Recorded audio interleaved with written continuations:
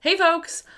Today's video, we are going to do that Q&A I've been mentioning, all about vintage shopping and thrifting and buying things secondhand, because y'all had some questions for me. We're just going to go in. We're going to go in on it. I'm going to kind of share some of my, experience with you. If you're looking to furnish a home with mainly secondhand and vintage things, because it's what I'm attempting to do. First question. What are your tips for shopping for upholstered / fabric items? I need a couch, but trying not to spend a bunch of money on a couch. I want to trust that I'm not bringing bed bugs or something into my new place, but I don't know if that's just always going to be a risk. I actually had a lot of people ask about kind of buying upholstered things and kind of dealing with maybe having bed bugs and figuring out where you're gonna have the best luck. Most of the stuff I've been buying mainly has been smalls. I have got one dresser, I got some side tables, and then this rattan shelf. And there is always gonna be some sort of risk, but definitely upholstered items, like fabric items, are going to be far more of a risk. So like couches, upholstered chairs, upholstered bed frames, kind of that stuff, you're definitely going to have more of a risk for it. You can always like take a look in the creases. There's some like telltale signs that there's been bed bugs. There's like little black specks, which is usually like bed bug shit, and like kind of bits kind of dug out. Definitely it depends on where you go. Like if you're going to somebody who sells via OfferUp, Facebook, what have you, if they use those services regularly and they have good reviews, you're gonna have a better chance of finding good furniture. But definitely like take a look if you're curious, bring a flashlight, kind of look in the creases, like the nooks and crannies. But like metal, they don't really do much with. Wood, there is a chance, depending on how many like creases and like little areas they can hide, because they don't sit out just like out. Yeah, there is always going to be that level of risk when you're buying something used. You can kind of get a better idea depending on if they're just listing things as a one-off, if they list things regularly, and what the reviews are. And actually I wanted to kind of get a little bit more specific about OfferUp for a second, because OfferUp, I feel like, has a really good system in place similar to like Uber, or I mean any service, any website where it's kind of like peer-to-peer with reviews. Because when you buy something on OfferUp from someone, you can give them a review of like, it was what I expected. They were friendly. It was on time. I wasn't sketched out.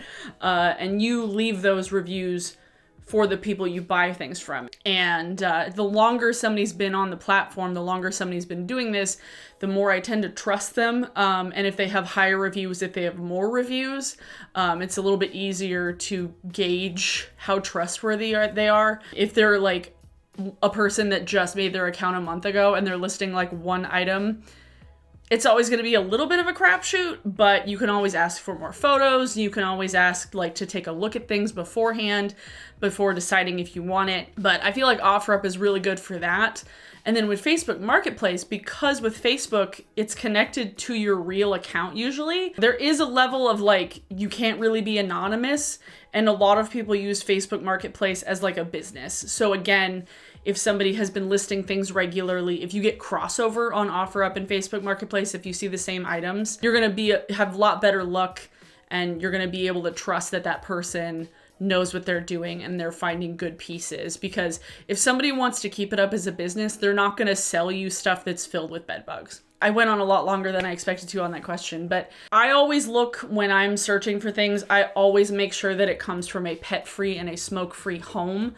Like I have had dogs, so I don't necessarily like mind dogs, but not all dogs treat furniture the same way. Definitely has to come from a cat-free home because I'm allergic to cats, but definitely I always make sure that it's from a smoke-free and pet-free home, and that way you're gonna get a much better chance at getting a good piece of furniture that's not gonna just like have a lingering smell. Because I've gotten a couch on Buy Nothing before that definitely a cat had peed on it.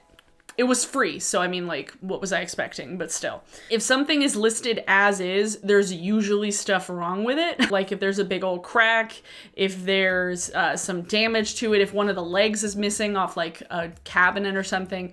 If something has as is in the title or in the text of the product, there's something that's like obvious damage on it. So just keep out for those. And those things are also usually priced lower because they just want to get rid of it. So if you're somebody that's looking for pieces to like really refurbish and like have be a project piece, go for it. Get the stuff that's as is and do whatever you want with it. But if you're looking for something that's going to be like more like new, less damage, you're going to have better luck finding things that don't say as is. I will say we are not getting a used couch. We're going to get a new couch just because of these reasons, because we don't really want to like gamble on how somebody treated a couch. If we knew the person we're getting stuff from, that's another good tip, is that if you're looking for upholstered items, definitely look in your like immediate peer group first, because then you can kind of trust them a little more. You're able to ask them more questions, be like, hey, why are you getting rid of this couch? Does it have bed bugs? I don't want it. I definitely know that I feel better when I know where something's coming from. Like if I know the person that used to own this thing, I'll be more inclined to buy it or take it if they're just trying to get rid of it. Next question. How do you go about mixing pieces from different periods? Are there certain decades or periods that you think work especially well together? Now, I kind of have mixed a lot of things. I've got some kind of 40s-esque furniture, like this waterfall waterfall vanity is technically more like 40s and 50s, but the kind of mid-century / boho things that read mid-century and that are labeled mid-century tend to go really well with like boho stuff. So like I have all this really nice wood in here plus the wicker.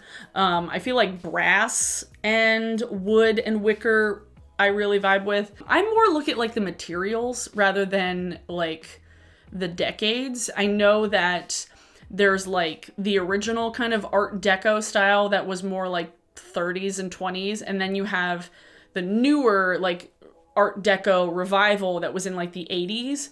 So those things tend to kind of like coexist pretty well because one was the original and one was like the revival. I don't necessarily like subscribe to like things that have to match. I just tend to find things that I like. I like to go with like color schemes and like materials. So it's like in this room I have a lot of like brown and green and black and white, but like in my living room I have more like reds and oranges and blues, which is just like a hodgepodge of things. But ones that I tend to not like mixing with other things is farmhouse type stuff. That doesn't really fit into a decade, but like farmhouse things I feel like need to kind of go also with farmhouse stuff. Like it's not one of those style of furniture that really like meshes with like everything. But like mid-century modern tends to go with a lot of different things. I mean, obviously mid-century has kind of come back into style and into trend. So you get a lot of things where it's like squared off edges, a lot of brass, a lot of oak, a lot of teak,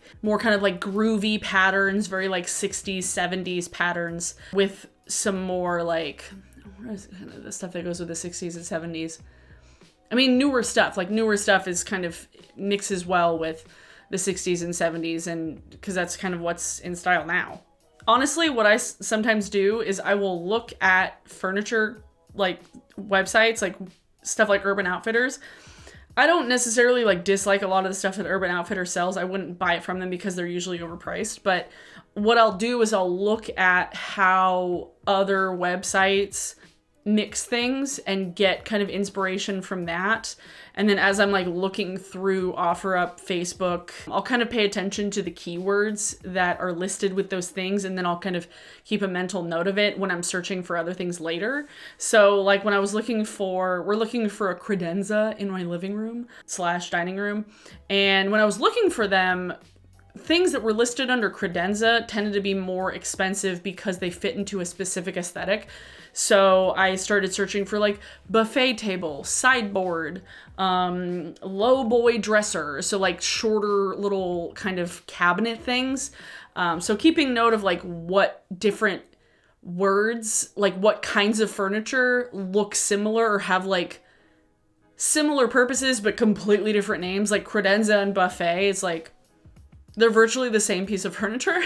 They're listed as different things online. I'd like to know more about specific places, addresses, also how you scour through places like Goodwill. How do you decide what works and matches fit together, and how do you feel confident you're buying something from random people on Facebook that actually is decent and isn't something they've made to look better? I think I touched on that, is that it's a lot of it is based on kind of their reputation within the platform. So if they've got good reviews on OfferUp and on Facebook, I'm more trustworthy. If they have good photos that don't look just like carbon copy photos of Amazon, tend to be a bit more trustworthy. Most of the things that I've been buying have been stuff that I've been going to pick up in person, so there isn't as much of that worry. Goodwill, I feel like Goodwill, it's when you're looking through places like Goodwill and Value Village, it's different everywhere. It's different based on your zip code, what neighborhood you're in, because there's like certain places, certain Goodwills that I've been to that are like so bad, and then like 10 miles north,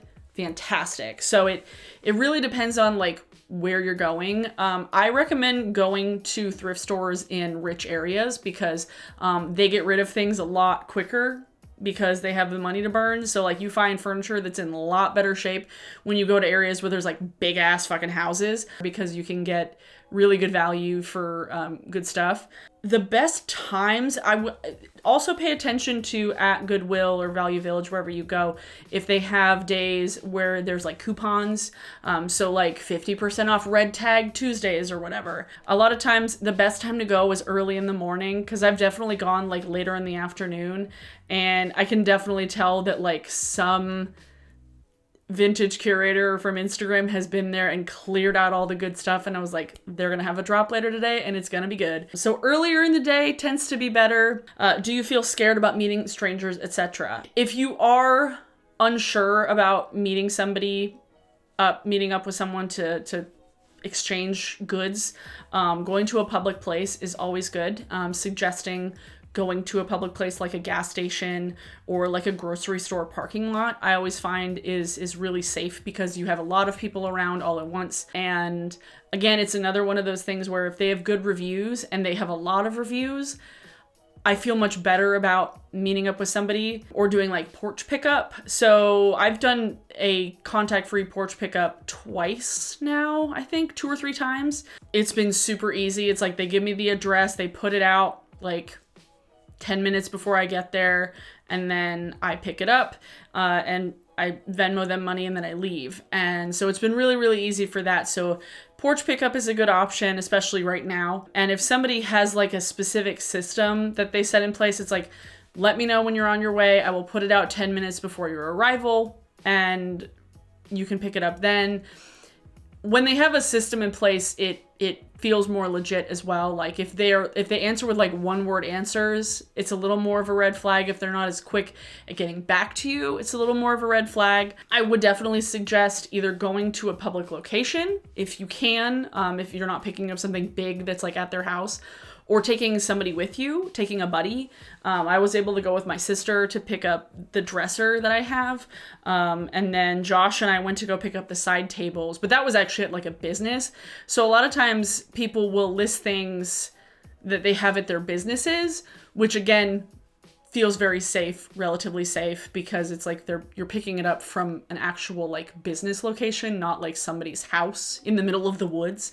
I would definitely trust your instinct. If somebody's giving you bad vibes, if somebody is giving you red flags, don't go through with it. Trust your instinct and feel as safe as you possibly can. But I definitely suggest public place, buddy system.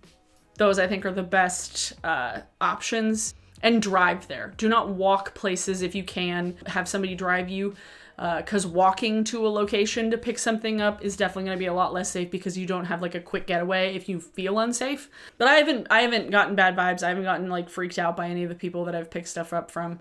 Like everybody that I've picked things up from have been really nice, and everyone that I have gotten things from had sold a bunch of things on OfferUp and Facebook. Again, easier that way. Do you sanitize your secondhand things, especially since COVID? I feel like I should, but I don't. Maybe I'm just gross. I've been wiping things down with like a Clorox wipe. I admit I probably should kind of scrub it down even more. I've been taking like a quick Clorox wipe to things, and like I said, most of the things I've gotten are smalls, so it's easier just to like wipe it down. That's been sufficient for me. Obviously, if you're getting something that has fabric, that you're gonna have to take into consideration. You might have to get like, I don't know, like a carpet steamer. If you're gonna get something upholstered, be ready to clean it unless you know the person it's coming from. Especially right now, definitely. But stuff like wood, metal, glass, that you just a quick Clorox wipe should be totally fine. And sometimes if I'm feeling extra cautious, I'll like leave the piece of furniture in the garage for a couple of days to let it like air out before I actually put it in here or put it where it needs to go. Any tips for people who hate furniture shopping? I get overwhelmed with so many options and directions. Where do you start? I just love looking through the websites through OfferUp and Facebook and Craigslist and furniture stores.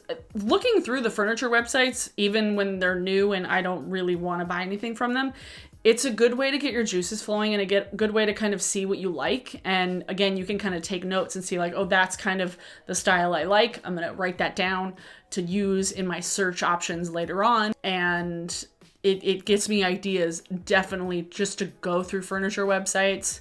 I don't have Pinterest, but I'm sure a Pinterest board is a good idea too. Just kind of like going through, saving things, making note of things, kind of keeping track of what you really like and using those things to search later. I found it that way. I've definitely found when I've been searching on OfferUp and like I searched for like mid-century side table and I found that there was a lot of like glass and brass stuff and I was like, I like that. Or there was a lot of bamboo stuff. So I started adding bamboo to my search terms. And so I was like bamboo side table or bamboo plant stand, you know? So putting like the materials down is also a really good idea to get an idea of what you like. When buying vintage, how do you know you are getting something of quality or worth the price versus something less good, especially when buying online? Especially mid-century modern, some of the old stuff is cool, but how do you tell it's not just last year's Target? Honestly, look for logos, because a lot of times with older furniture, they would have the company name like stamped or kind of like burned on the inside of one of the drawers. So like Stanley is one, Drexel is another one, Broyhill, I think, is another one. But look up the company names. So if they have actual like manufacturers, and you can always ask the person you're buying it from. It's like, do you know who the manufacturer is? And they can literally just send you a picture of it. Because a lot of the old furniture, they had stamps that showed like when it was made, who it was made by, and that's a pretty good indication of like, is it legit or not? And if it doesn't have anything like that, you can be a little more skeptical. You can always cross-reference things too. So if you see something similar on another website that looks exactly the same, you can kind of cross-reference the prices. Because I've definitely seen some things that were listed as like mid-century modern, but they were like Amazon from 2018. And I was like, no. Asking for the manufacturer information, if they can get it to you, is always a good idea too. How do you judge if an antique is priced fairly? I usually buy secondhand, but avoid antique shops because I never know if I'm getting ripped off. That is one of those things that I feel like comes with time. It comes with going to a lot of antique stores, kind of looking to see the value in things. Sometimes what I'll do if I'm at an antique store, if I see something that I really like, I will like take a picture of it in my phone and then make a mental note to look up something similar later on. There are some things that you can definitely tell if something's overpriced. If I'm in like an antique store, for instance, and I'm in a space, because a lot of times antique stores, they have individual spaces that like different vendors have priced things. So I'll look at like one item that I know for a fact what the value is. And if it's priced fairly, I'll be more likely to kind of look around. But if there's something like a Pyrex casserole dish that's like priced through the roof, and I'm like, I don't really want to look through any of this stuff because I know it's all going to be too expensive. So if you don't want to waste your time in a specific space or in a specific area, kind of look at things that you know the value of, or you can at least estimate the value of, and then kind of guesstimate from there. But it is, like I said, one of those things that kind of just comes with time and with doing it for a long time. Like my mom literally owned Antiques Roadshow's books. Was it the Antiques Blue Book? It might have just been the Antiques Blue Book. I don't know. she was a good like barometer of like the value of something that I can be like, Mom, is this couch a good value? No? Okay, cool. So if you know somebody in your life that knows antiques, always ask them for advice, because I feel like people who really are into antiques like talking about it. They'll be glad to help you. Yeah, antique shops, they're definitely more of a hit or miss. If you're going to something that's like more of a junk store, I love junk stores because it's like a treasure hunt, because sometimes you'll find like a bunch of Barbie dolls from like 1998 and then like a beautiful piece of furniture. It's like, what the fuck? So like things that are more like junky, I definitely enjoy more than some of the like curated antique stores, because those ones tend to be more expensive. The ones that are like filled to the brim with junk, you're definitely gonna have better luck there. I will say when it comes to like specifically OfferUp, because they have the make offer option. So when you list something, you put it at a price, and you can sometimes say like price is firm or price or better offer, you know? So if somebody has priced something and you want to haggle with them, it's not good etiquette to try and haggle with them below half their price. Libby had a bookcase on OfferUp that she had listed for $40 and someone offered her $15. Definitely go in cautiously as far as like asking for less. So like when Josh and I got the side tables, they had listed it at $110. And I was like, how about $100? And they were like, sold, cool. But definitely don't offer less than half of what somebody put on a listing, because it's like, would you go into a store and do that? No. And when it comes to payment, most people that I found will take Venmo. Venmo is a very common one. You can use PayPal, and a lot of people will do specifically cash. Most of the times I've gone, I've paid them via Venmo or PayPal while I'm there. So it's like I see the piece of furniture and I'm like, cool, sold. And then I just like QR code and pay the person via Venmo, and it's super easy. One quick side tangent before I finish up. A lot of what I've been doing as far as looking for things has been on Instagram. So I definitely recommend following multiple vintage Instagram accounts. That gets you a good idea of what kind of style you're into. So definitely like utilize Instagram, because not only is it fun, it's pretty, like your feed is aesthetically pleasing. People are really using it a lot these days because it's a really great way to like make an extra buck and like have it be a side hustle. So definitely utilize Instagram, because a lot of times people will do like drops. All you have to do is like comment sold or like DM them, and then you'll just be in the DMs exchanging information, and then they'll send you your stuff. Instagram is another great way to not only find things, but also like get an idea of what you really like, depending on what the style of the account is. So like I follow some boho ones, I follow some mid-century ones, some that are just kind of all over the place, but Instagram is great for that, for sure. I think that was everything. I think that was all the questions. I can't think of anything else specific that people asked or that I was wanting to mention, but definitely if you have any questions, leave them in the comments down below and I will do my best to answer them in the comments. Trust your gut. Trust your instincts, buddy system, meet in public places, and use stuff like PayPal, because PayPal actually can protect your transactions too. So it's like if somebody scams you, PayPal is easier to get it back. Just ask a lot of questions if you're unsure. Ask a lot of questions if you're not 100% sure about the product that you're wanting to buy. And if they don't really want to answer your questions, then you don't have to buy it from them, you know? So I hope you enjoyed this. For today's song of the day, it is... Oh boy, what have I been listening to? Fuck. Song of the day is Turns Blue by Naked Giants, because it popped up on my YouTube autoplay the other day, and I got really sappy and emotional because I miss those guys. But yeah, Turns Blue by Naked Giants is your song of the day. Good dudes. Good song. Love it. Links to some helpful articles will also be down in the description if you still want to kind of dig more into like vintage selling, buying etc. Because I definitely think that it's something that people can explore for forever, as well as the links that I have been leaving with resources and places to donate in regards to the Stop Asian Hate movement. So that is also down in the description, as well as my social media links if you want to follow me elsewhere. Thanks so much for watching, everyone. I hope y'all are staying safe. I hope you're staying masked up. I hope you are getting vaccinated if you can. Oh my gosh. Have a good weekend, and I will see you all next week. Bye.